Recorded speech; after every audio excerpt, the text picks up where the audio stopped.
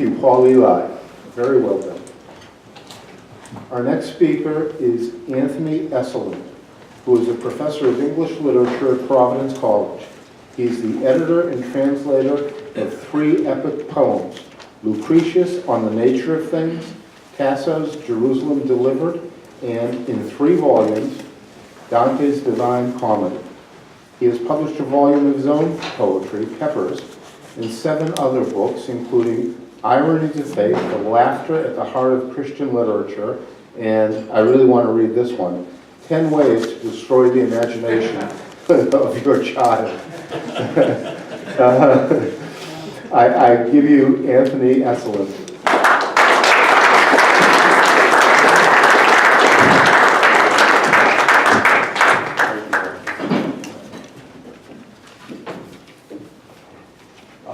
Thank you. I'm delighted to be here. There's actually a sequel to that book on how to destroy your child's imagination. It's called Life Under Compulsion, 10 Ways to Destroy the Humanity of your Child. I don't know why anyone in the, I hesitate to call it a culture, but whatever it is that we inhabit these days would need such books, because the projects outlined in them seem to be going on quite well on their own.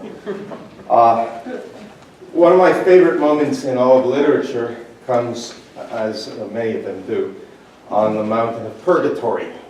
And for those of you who have not read Dante's Divine Comedy, you should be slapped. But Dante situates the mountain of Purgatory in the southern hemisphere, in the great ocean. We, of course, didn't know that there was an Atlantic Ocean and Pacific Ocean, the ocean there. In the southern hemisphere, directly opposite the globe, in latitude and longitude from Calvary. So it is the mountain that Calvary makes possible to us. Dante and Virgil, and their newfound friend, an ancient Roman poet, Statius, whom Dante imagines as having become Christian in the early 2nd century AD. They've entered the terrace where the vice of gluttony is purged away. Dante imagines Purgatory Mountain in the way that you would see a sort of a bald-topped Italian mountain. It's not bald, there's earthly paradise on top of this one, but you ascend the mountain by a kind of corkscrew road. So each time you round one of the terraces of the mountain, you enter into a new place where one of the 7 capital vices, one of the 7 deadly sins, is purged. The souls of the gluttons suffer so severe purifying hunger and thirst. They are emaciated down with bone, so Dante cannot recognize anybody by face. But one of the souls recognizes Dante. He foretells some consolation that Dante will find in the city of Lucca when he must go into exile. And he asks a question that means everything to the art of poetry that he, his soul, in the circle of gluttony, practiced upon earth. The man's name is Bonagiunta of Lucca, and he had criticized Dante and Dante's elder friend Guido Cavalcanti, and their predecessor, their inspiration, Guido Guinizelli, criticized them all for bringing into poetry the terms and the ideas of the medieval schools, schoolmen. That is, for writing love poetry that was steeped in philosophy and theology. Okay? This is really actually a very interesting moment in the whole history of literature, because what Dante did was to change love poetry for centuries.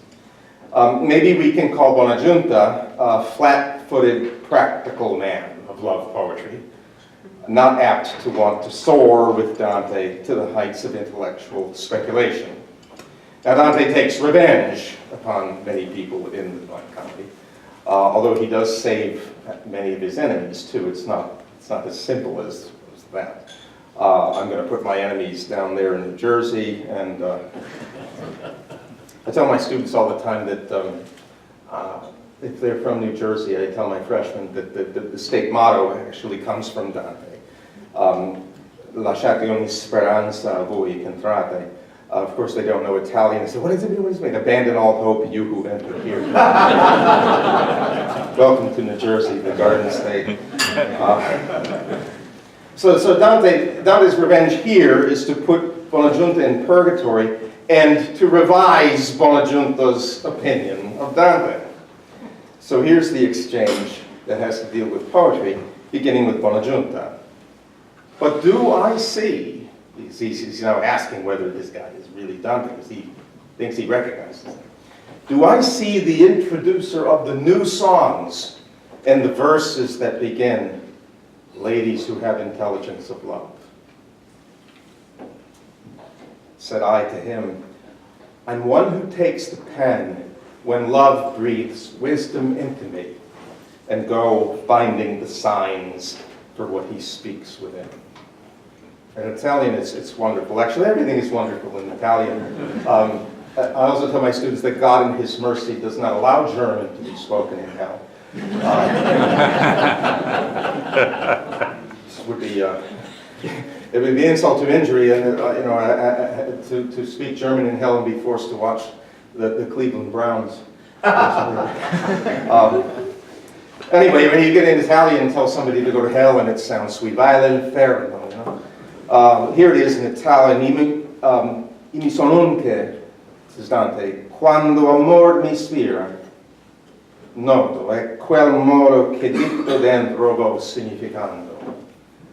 I'm one who, when love breathes upon me, I take note. And in just the way that it is spoken to me within, I go significando, finding signs. I know of no more concise and powerful declaration of a poet's heart and mind and aim than this one. Dante portrays himself at the same time in a humble and an exalted way. It is love who breathes into him spira, the very breath of the Holy Spirit. And all that Dante does, if we consider Shakespeare a playwright and not a poet, Dante the greatest poet who ever lived, I believe, all that he does is to take note of that wisdom. He's a secretary, so to speak, and to go about significando, sign finding, submitting himself to be raised up, so that he can write the line that changed love poetry in Europe for hundreds of years. Ladies who have intelligence of love. That is, ladies who have the intellect for love. Ladies who know by insight what love is. He's speaking there of something that has been banished from the awareness of people who teach in our schools. He's speaking of the intellectus, that faculty in man that strikes to the heart of truth with an immediate vision, leaving discursive reason, much less empirical observation, worlds and worlds behind. I wonder about people who seem to suggest, as they draft curricula for schools, that the only way to come to knowledge is by empirical investigation. How do they know, then, that they love a person whom they have just met? Is that also subject to trial and error? It doesn't seem to make any sense. In fact, all the most important things in life are not the results of hypothesis and testing. After all, that's just a very narrow way. That's a way to come to knowledge about certain things, but most knowledge leaves that far behind. I'm thinking of the scene today because this instruction in love, by love, and for love, is as far from anything that our schools do as is the highest mountain from the bottom of the sea, or the heavens from the earth. Now, I've written a great deal in favor of such an amatory education, and against the crass and ultimately useless utilitarianism of such things as the common curse. Useless utilitarianism, I give you all free rein to use that phrase. Utilitarianism is self-refuting by performance. It is a disutility to believe in it, even before you disprove it intellectually. It makes people miserable. The common curse is like the curse of Adam raised to the third power, as if God had said to Adam, "In the sweat of thy brow thou shalt eat dust." I've wondered aloud whether the authors of that curriculum, unfit for higher robots, And here I'll take a jest from my friend David Hart, the Eastern Orthodox theologian. He believes that all young materialists, when they are boys and girls, have a dream of growing up someday to be a robot.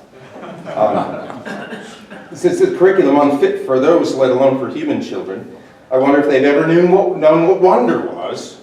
So intent have they been to shut up in a closet all the noblest thoughts and aspirations of the human soul. They, with the counting house mind of Ebenezer Scrooge, but without the humor. Now think of that for a second. And without any prospect of specters coming to haunt them and save them. Poetry, bah, humbug. Something else is on my mind today besides that, besides the crassness of utilitarianism and its foolish disutility. It's another good that poetry brings, another way that a truly Catholic, or generally speaking Christian education in the liberal arts can raise the soul to see a glimmer of what Dante wishes us to see. This something else is on my mind because of recent events at Providence College where I teach. And I don't want to bore you with the details up here, but if you are curious, you can ask me. Let it suffice to say that I've become painfully aware that there is a chasm between teachers who, like me, love the liberal arts, what I've called the free-making arts, and those whose utilitarianism or whose inverted religion has taken the form of, it's not my phrase, identity politics, okay? Which has basically taken over our schools also. When I was young, when I was the age of my students at Providence College, when I was young, I wanted to know Dante. My professor at Princeton told me, you know, Tony, you have to learn Italian. I said, yes, sir. Because you have to read Dante in the original. I wanted to know Dante because I wanted to know everything, but mainly because I was in love with poetry and I wanted to learn the craft from the masters. I was hungry. It never occurred to me to think that the grandson of coal miners in America could not lay claim to Dante or Shakespeare or Caravaggio or Aristotle or any artist or thinker or mystical seer just because these people lived long ago, came from another part of the world, spoke a different language from mine, and were nourished in cultures which, for all that these cultures were ancestors of my culture, were so distant from me. It doesn't, I mean, this is something that I find hard to grasp, as if I were at the doors of the Sistine Chapel and inviting students to come in and see the paintings of Michelangelo and Perugino and all the others. And the student would say to me, well, I don't really wish to go in there. Well, why not? Well, this is a bunch of Renaissance Italian guys painted these things. Well, so? Yes, but I'm not Renaissance Italian. I'm whatever it is that I am, but I'm not that. It doesn't matter to me. It's very strange. I don't understand that. I'm going to have to try to put myself in the mind of somebody who would say such a thing. I'm going to try to do that here today. If these people wrote in a different language, what was that to me? I learned that language, if I could. If they came from another part of the world, I learned about that other part of the world and its geography. If other cultures nourished them, then I tried, haltingly, of course, at first, but I tried to place myself in their midst. I tried to walk with Dante along the streets of Florence, that city riven with partisan passions, and all too often running with blood. I did not need these works to affirm my identity. I was not even aware that I had an identity, other than that I was a certain young man with my name, American by birth, and Roman Catholic, and a fan of the St. Louis Cardinals, by the grace of God. But I've come to see that many of my students now have no such grounding. They have no such matter-of-course assurance of who they are and what they are.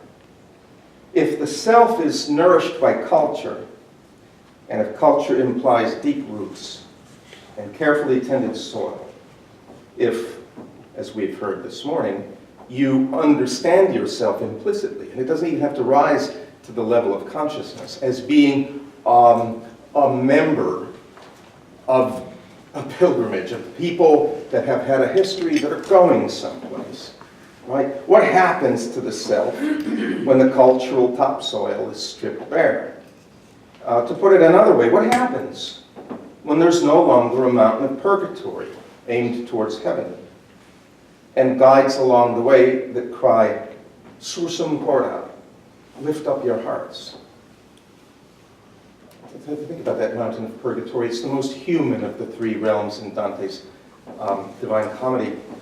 And he has the happy inspiration of placing it on earth, on the surface of the earth rather than below, and pointing, as all human things must inevitably do, towards what transcends the merely human, towards heaven. What happens when the primacy of worship fades? What happens when there are no more spires in your world? Then you have to fashion yourself. That is actually something of the title of a book by this Harvard professor, Stephen Greenblatt, who is a brilliant writer and a detestable thinker. And of course, being both, he's the most influential critic of the English Renaissance that there is now in the world, because he is both soulless and a very good crafter of words. You have to fashion yourself. That puts you in an utterly precarious position. It's as if you had on your own, without genuine culture, to bridge the chasm between unmeaning and meaning. The only material you could use, because you know no history, by the way, I've now taken to asking my freshmen, college freshmen, I'm always teaching freshmen at Providence College, even the honors kids, whether they recognize the names of certain English writers, and I'll tell them up front, these are the names of certain English writers. Okay? I just want you to tell me whether you recognize the names. John Milton. 3/4 of my honors students do not recognize that name. That ratio rises closer to 100% when I'm talking to students who are not honors kids. And if we move from Milton to somebody like Alfred Lord Tennyson, almost nobody. Right. Nobody recognizes that. So they have nothing to work with. The only material you can use to build that rickety bridge is your own self. Hence the desperation, and I've only begun to see this, with which so many young people, and the professors who mislead them, hang on to some marker of identity, some sense that they exist, that they belong to a community, even if the community is abstract and notional, even if it is no more than an oval in a Venn diagram, designating the collective of people who self-identify in a certain way because of, we get into the usual categories, because of ethnicity or race or sexual proclivities or whatnot. Now, it's not quite right to think of them as narcissistic, as I have done recently and been taken to task for it. They are too ill to be narcissistic. They're not staring in love at some beautiful image of themselves in a pool. They're staring into the pool to find any clear image of a self at all. So if you subject their beliefs to any criticism, and by beliefs I'm thinking of a kind of delicate spider web of assumptions about the world that cannot endure the slightest breeze. If you do that, they do not respond with reasoned argument, but with anger and terror. I mean, think of this for a moment. If you have somebody whose sense of self, let's use just for an example, because the example pops to my mind, The example of a young person whose sense of self is tied up with an ideology of feminism. And you show that person that, in fact, the whole history of the human race has not been one miserable story of how big bad men have oppressed women, but that, in fact, the sexes have largely cooperated with one another to survive, and that their relations are far more complicated than she assumes and involve such things as love. It's as if her world would come crashing down. You mean I don't get to believe in unremitting and blackest oppression? They're actually disappointed to learn that Grandpa was not quite so evil as they'd supposed. It's very strange. Well, but we can make sense of it if we see that our students these days, and many of their elders too, many of the professors, have nothing else but that to ground them as selves. It's as if you were prying their fingertips from the brink and abandoning them to the abyss. So, what can the words of Dante and Buonaggiunta then mean to anybody in that condition? There's nothing in those words that has anything really to do with the preoccupations of self-identifying these days that are common right now. It's nothing really about imperialism or colonialism or race or sexual congress. Nothing there that the self-fashioner of our time can grab hold of. There's nothing that the politician can use, the identity politician. The young person with no culture and without faith is then stretched taut over emptiness and cannot turn his head toward the stars. Ladies who have intelligence of love, donne che avete intelletto d'amore. What does that have to do with me when I'm fighting every moment to establish who I am, to establish that I am in a world that is atomized and lonely? So here's the thing. We're thinking about Catholic education now, Christian education generally, must not raise up our young people to be in that condition in the first place. The faith is not something we do, like fly fishing or playing chess. Faith is meant to inform every motion of our lives. It's like a royal dye that is to penetrate to the heart of every fiber of our souls. This is, of course, the ideal towards which we strive. But then, so too, all of our loves are imperfect. We do not therefore cease to believe that love is essentially the total gift of self, even when we fail to make that total gift, fail again and again. The secret of human identity that the politicians seek in the wrong places is the secret of faith and hope and love. We do not only give ourselves away, we become ourselves by the gift. We become who we are by forgetting to think about who we are. And so it is that a truly liberal education, a free-making education, is in accord with what Jesus says, that he who humbles himself shall be exalted, and with what St. Paul says, that it is he who acts, but also not he, rather Christ in him. And with what St. John says when he says, children, what we will be has not yet been revealed, but we shall be like him, for we shall see him as he is. So I return to this scene on the mountain now. We see four poets, Dante, his humbled rival Buonaggiunta, his teacher and his authority Virgil, and Statius, who has said that without Virgil's poetry to guide him, all his own work was not worth a dram. It was my mama and my nurse, says Statius.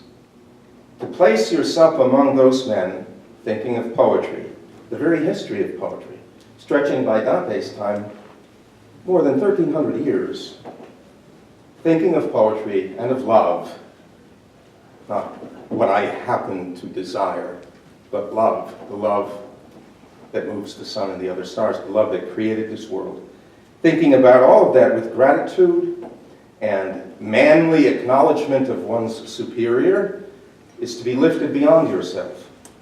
It's to fall with Statius to the feet of Virgil, to be raised up beyond the petty and transient concerns of the day. I had colleagues the other day at Providence College, apparently I wasn't in that day, who it seemed as if the whole world had caved in the Wednesday after election day. And I said, is there nothing in your world beyond politics? It's as if the country were doomed. Well, of course the country is doomed. What did you think? Every human thing is doomed. There's nothing beyond that.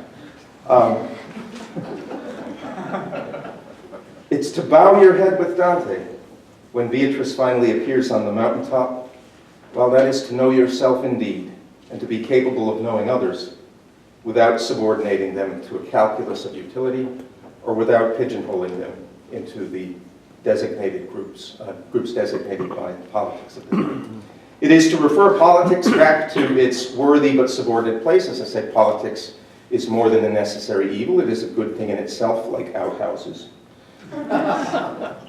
It's to stand on the far side of the chasm, advancing into the land of meaning.